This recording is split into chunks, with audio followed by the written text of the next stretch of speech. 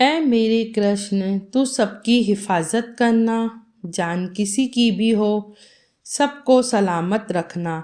दर्द छूकर गुजर जाए, नासूर न बनने पाए।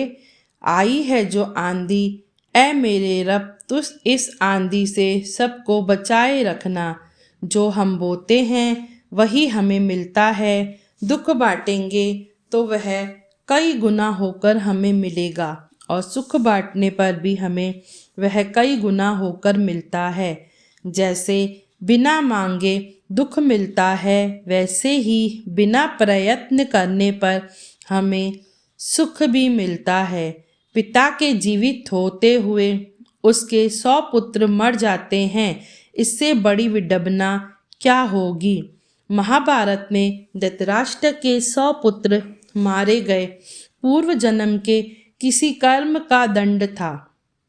धृतराष्ट्र अंधे थे, लेकिन जब उन्हें यह पता चला कि गांधारी को 100 पुत्र जन्म देने का आशीष है, तो अंधेपन का दुख धृतराष्ट्र का मिट गया। धृतराष्ट्र के 100 पुत्र व एक पुत्री हुई। कुरुक्षेत्र में उनके 100 पुत्र मारे गए, इससे बड़ी विडंबना क्या होगी। एक पिता को 100 पुत्रों का शोक मनाना पड़े। भगवान श्री कृष्ण ने गीता में जो संदेश दिया है, उसमें अर्जुन ने, संजय व धृतराष्ट्र ने भी सुना कि सब कुछ पूर्व से ही निर्धारित है। सबको उनके पूर्व जन्म का दंड भोगना ही पड़ता है। धृतराष्ट्र को तो यह बात स्मरण थी, इसलिए धृतराष्ट्र ने महाभारत के अंत में श्री कृष्ण से पूछा कि मेरा ऐसा कौन सा कर्म था जिसे मैंने अपने 100 पुत्रों को खोया।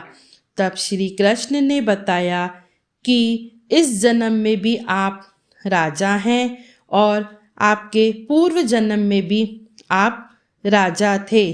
तब आपके राज्य में एक ब्राह्मण रहते थे। ब्राह्मण के पास एक हंस और हंसनी थी। जब ब्राह्मण तीर्थ यात्रा के लिए जा रहे थे, तब उन्होंने सोचा कि ये हंस और हंसनी को मैं तीर्थ यात्रा पर कैसे लेकर जाऊं, और हंसनी उस समय गर्भवती भी थी। तब वहाँ एक साधु रहते थे, और साधु ने उन्हें कहा कि अपने देश के जो राजा हैं, आप यह हंस और हंसनी को आप राजा के यहाँ दे दें। जब आप तीर्थ यात्रा से वापस आएंगे तो आप हंस और हंसनी को ले लेना। तब ब्राह्मण ने ऐसा ही किया, और वह हंस और हंसनी को राजा के यहाँ छोड़ आए और कहा कि आप मेरे हंस और हंसनी का ध्यान रखना, क्योंकि ये मेरे संतान समान ही हैं। तब राजा ने कहा, ठीक है, आप तीर्थ यात्रा पे जाएं। और वह हंस और हंसनी राज्य में वहीं पर खेलने कूदने लगे और वहीं पे ही रहने लगे।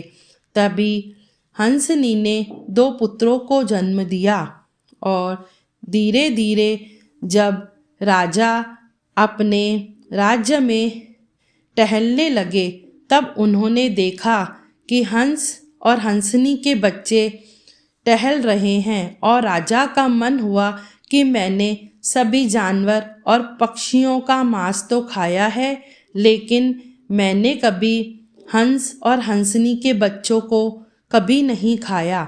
तब उन्होंने कहा कि मुझे इनका मांस खाना है, और वह उन दोनों बच्चों को खा गए। हंस और हंसनी इस बात से बहुत परेशान थे। तब वह धीरे धीरे 100 पुत्रों को जन्म दिया हंस और हंसनी ने, और राजा को उनके मांस खाने की लत सी लग गई थी, और वह आए दिन हंस और हंसनी के बच्चों को खाते रहे और धीरे धीरे 100 पुत्रों को खा लिया। इस विरह की अग्नि से हंस और हंसनी भी परेशान होकर मर गए। जब ब्राह्मण वापस आया तब वह हंस और हंसनी को राजा के महल लेने गया तो राजा ने उनसे झूठ कहा कि वह हंस और हंसनी बीमार हो गए और वह मर गए। इस कारण वह मर गए। इस कर्म का हिसाब देने के लिए आपको 100 पुत्रों को बलिदान चढ़ाना पड़ा। जय श्री कृष्ण।